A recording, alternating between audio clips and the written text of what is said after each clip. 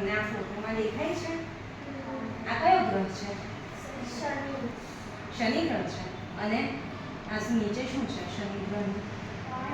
પાણી. તો શું દેખાય છે? પાણીમાં તરી શકે? નહીં તરી શકે. હે? નહીં, કલ્પના કરો કે જો મૂકવો હોય પાણી પર તો મૂકી શકાય એને, અને મૂકશું તો એ ડૂબશે કે તરશે? ડૂબશે. અને હું એવું કહું કે તરી શકે તો મેજિક જેવું લાગે છે? ચલો આનું કોઈ કારણ હશે, બરાબર? તો હવે તમારે શું કરવાનું છે? અહીંયા જુઓ, શું જોઈ શકો છો? તમારી પાસે શું શું છે?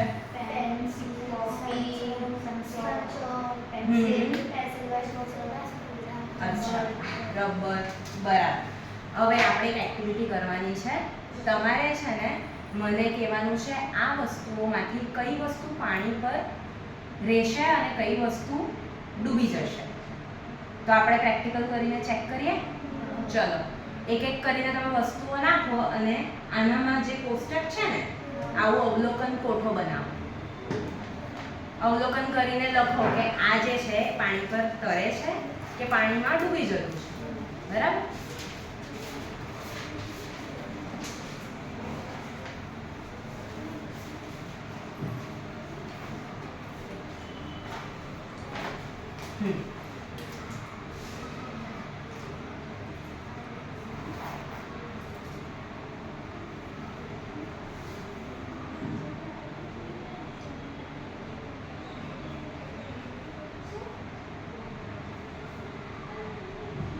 ચલો ટ્રાય કરો.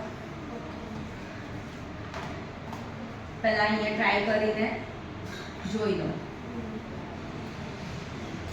ઓકે, યાદ રાખજો. હે, ઓકે.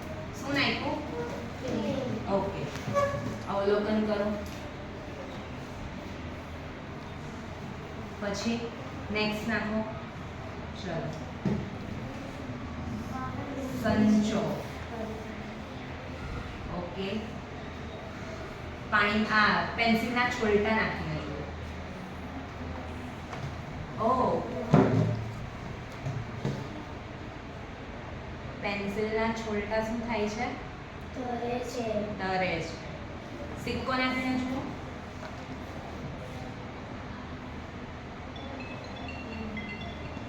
હા, જાતું એક પાંદડું લઈ આવો બહારથી. એક પાંદડું, પત્તું નાનું. એને બી ટ્રાય કરીએ ને. ચલો, શું બાકી આમાં? રબર. હા, પેનનું ઢાંકણું આમાં નાખ્યું. હા, કે આનામાં નાખ્યું. ઓકે,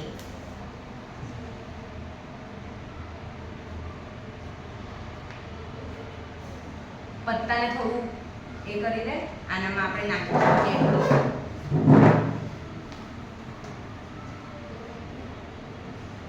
ટ્રાય કર.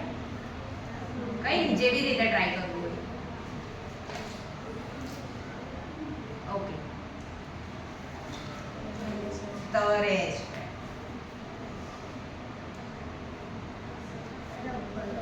રબર નાખીશું.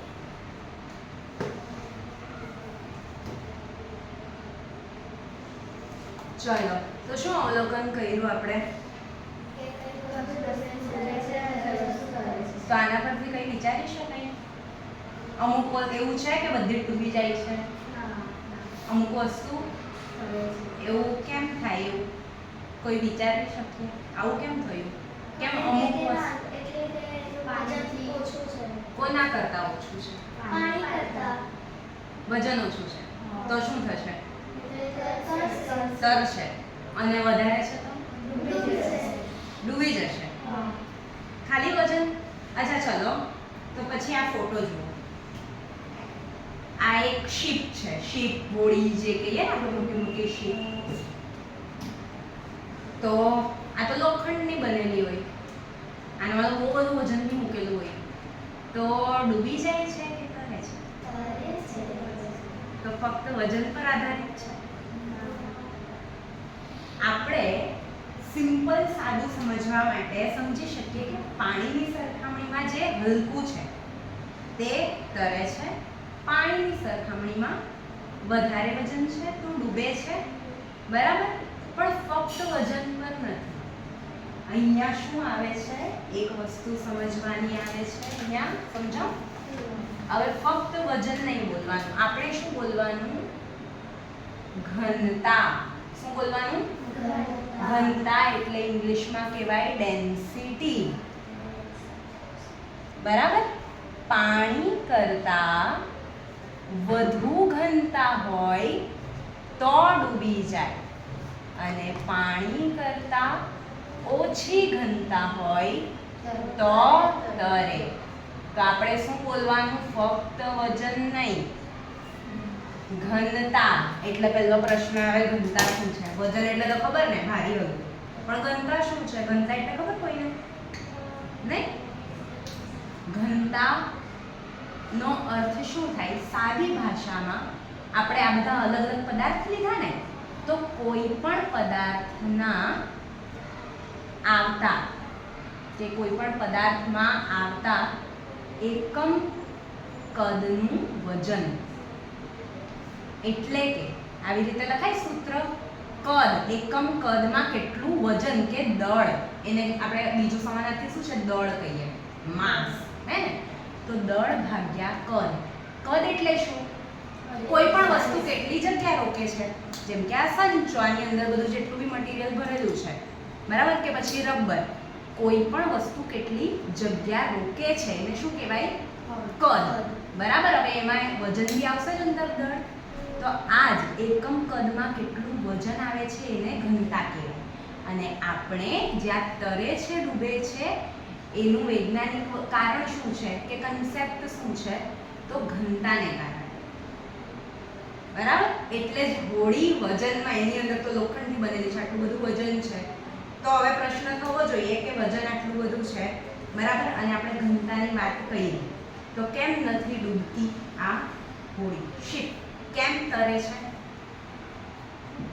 હવે આ તમારે શોધીને લાવવાનું છે. શોધશો? શોધાઈ જશે ને? ઓકે.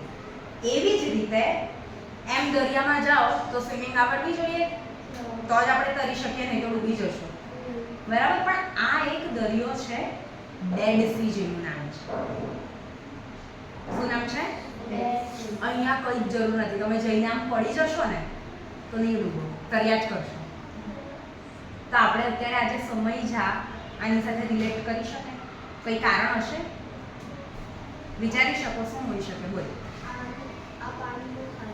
હા, વેરી ગુડ. પાણી શું છે? હા, શું છે અંદર? મીઠું. તો એવું કહી શકાય કે શું થઈ ગયું, આમાં કેમ તરે છે? હવે તમારે મને કહેવાનું છે ઘનતાના સાપેક્ષે કે ઘનતાના રિલેશનમાં કેમ તરે છે માણસ આનામાં, શું હોવું જોઈએ જે તમે અત્યારે ઓબ્ઝર્વ કર્યું તેના અકોર્ડિંગ? પાણીમાં બધું મીઠું છે ને, હા, પાણીનું વજન સરખું થાય છે અને જે માણસ છે એનું વજન સરખું થાય છે. સરખું થાય છે કે અલગ અલગ જ હશે ને? તો કોનું વધારે હશે, કોનું ઓછું હશે? તો પાણીની ઘનતા વધારે હશે કે ઓછી હશે? પાણીની ઘનતા વધારે હશે. ઓ, ચલો, એટલે તમારે આ હોળી વાળું અને આ ડેડ સી વિશે વાંચવાનું છે. વાંચશો? ચલો, હવે મીઠાની વાત થાય છે ને, તો અહીંયા બી આપણા લેબમાં છે ને મીઠું છે, તમારે મીઠું મેળવવાનું છે. મને કઈ બી કરીને મીઠું મેળવીને આપો. ચલો, પેલા હું કહી દઉં, આપણો ટાઈમ થઈ તો જશે. પેલું વાટકી છે ને, હા, એમાં મીઠું છે. ચાલો આપણે જોઈએ. સોલ્ટ, આપણે મીઠાની વાત કરી, ડેડ સી ની. આવો અહીંયા. હવે આમાં મીઠું છુપાયેલું છે. શું થઈ ગયું છે? હવે મને મીઠું પાછું જોઈએ. મીઠું પાછું જોઈએ. ઓગળી ગયેલું હશે ને એમાં? ઓગળી ગયું હશે, પણ મને પાછું જોઈએ. તમારે છે ને પહેલા ગરમ કરી દેવો તો શું થઈ જશે? કોનું બાષ્પીભવન થશે, મીઠાનું કે પાણીનું? પાણીનું બાષ્પીભવન. તો મને પાછું મળી જશે મીઠું? ચેક કરવું છે એવું? ચાલો ચેક કરીએ. હું આ કરું છું. આપણે બર્નરને સળગાવીએ, બરાબર, અને પોઝ કરો ને, માચીસ. ચલો ચેક કરીએ. હવે તમે કીધું કે આની અંદર છુપાયેલું છે અને આને ગરમ કરીએ તો પાણી શેમાં રૂપાંતરિત થઈ જશે? બાષ્પીભવન પામશે. એટલે શેમાં રૂપાંતર શેમાં થાય છે? વરાળ. બરાબર. ચલો ઉપર જરાક જુઓ તો શું થઈ રહ્યું છે? જુઓ, એનો અર્થ કઈ પ્રક્રિયા થઈ? ઓકે. અને હવે દેખાય છે કઈ આજુબાજુ શું દેખાય છે? વરાળ નીકળે છે. અને આ શું થયું? આજુબાજુ જમા શું થાય છે? મળી ગયું? જુઓ, આ જો અહીંયા જે રહી ગયું એ શું રહી ગયું?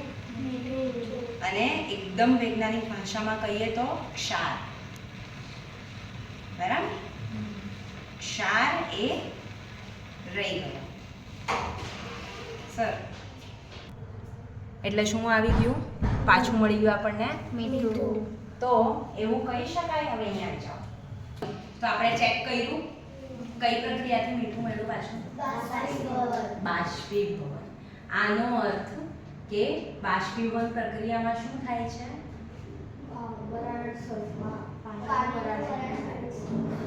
તો આપણે જે કપડાં સુકાવીએ છીએ, બરાબર, કેમ સૂકા થઈ જાય ભીના કપડાં? ત્યાં ગરમી કઈ મળે છે? બરાબર. એટલે શું થયું? અંદર રહેલું ભેજ, પાણી કઈ પ્રક્રિયા દ્વારા સુકાઈ ગયું છે? બરાબર. રસ્તા પર ખાબોચિયા જોવા મળે? બરાબર. ચોમાસાની ઋતુમાં તો બહુ જ જોવા મળે. પછી તડકો આવે પછી હા, કઈ પ્રક્રિયા થઈ? હવે આપણે શું મેળવ્યું અત્યારે? દરિયામાં બહુ બધું મીઠું છે કે નહીં? છે. તો આપણને કેવી રીતે મીઠું મળે? કઈ પ્રક્રિયા દ્વારા? આ શું છે ખબર પડે છે? આ ત્રીજું ઇમેજ શું છે?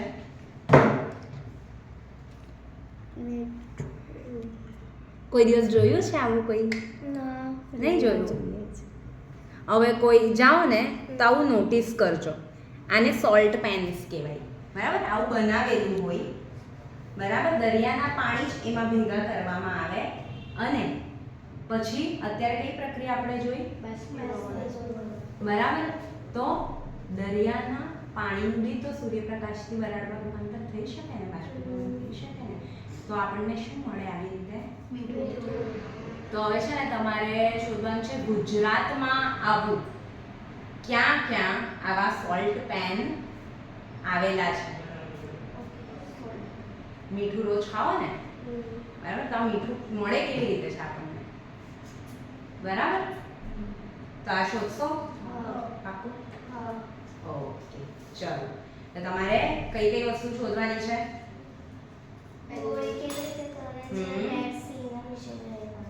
બરાબર. અને સૌથી પહેલું કયો ગ્રહ તરતો હતો? શનિ. તો હવે કેમ તરતો હતો?